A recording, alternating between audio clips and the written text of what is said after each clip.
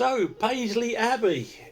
I visited there last year, and what a beautiful place it was. Its origins date from the 12th century, based on a former Cluniac monastery. Following the Reformation in the 16th century, it became a Church of Scotland. It's believed that St Mirren, that's where you get the St Mirren football from, founded a community on the site in the 7th century. Sometime after his death, a shrine to the saint was established, becoming a popular site of pilgrimage and veneration. The name Paisley may derive from the Bryconic Cumbric basilica, derived from the Greek a major church, recalling an early though undocumented ecclesiastical importance. In 1163, Walter FitzAlan, the first High Steward of Scotland, issued a charter for a priory to be set up on the land owned by him in Paisley. Around 13 monks came from the Cluniac, they're not worshipping George Clooney, Cluniac Priory at Much Wenlock in Shropshire to found a community. Paisley grew so rapidly that it was raised to the status of abbey in 1245.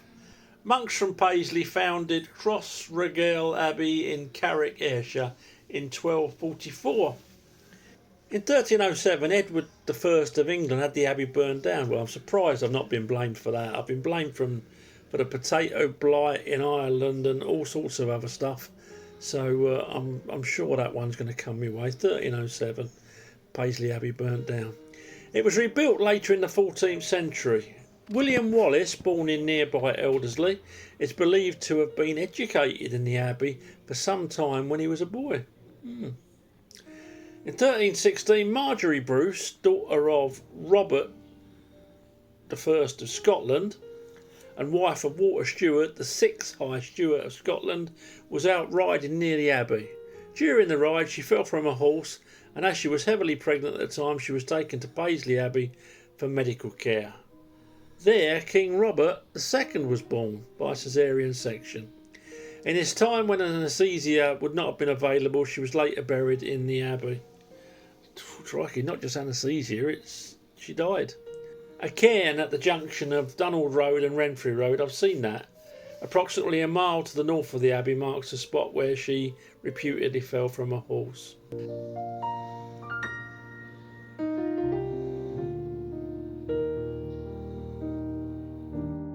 Look at this, the Celtic Barracan cross. Once sighted near the village of Euston, Renfrewshire, is now obviously in the abbey itself. The cross is thought to date from the 10th century. Impressive.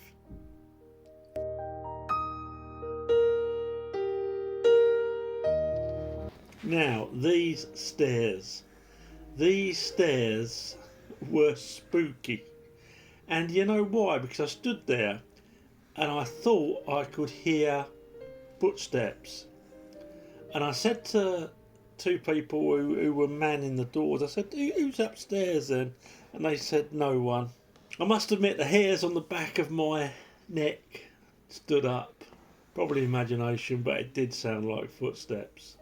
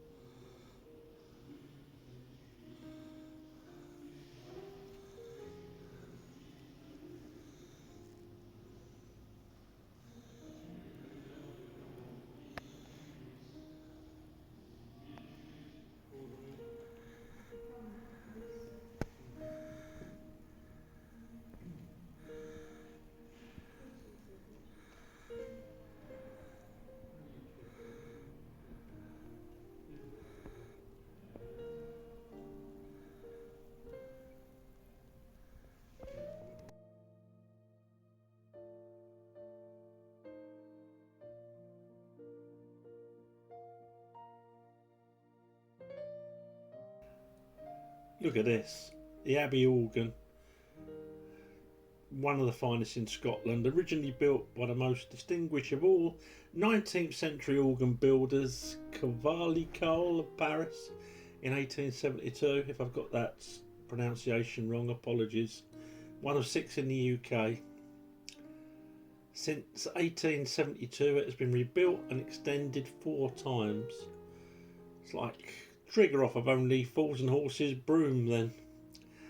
The organ is rebuilt by Walker in 1968, has 4 manuals, 65 stops and 5,448 pipes. Wow.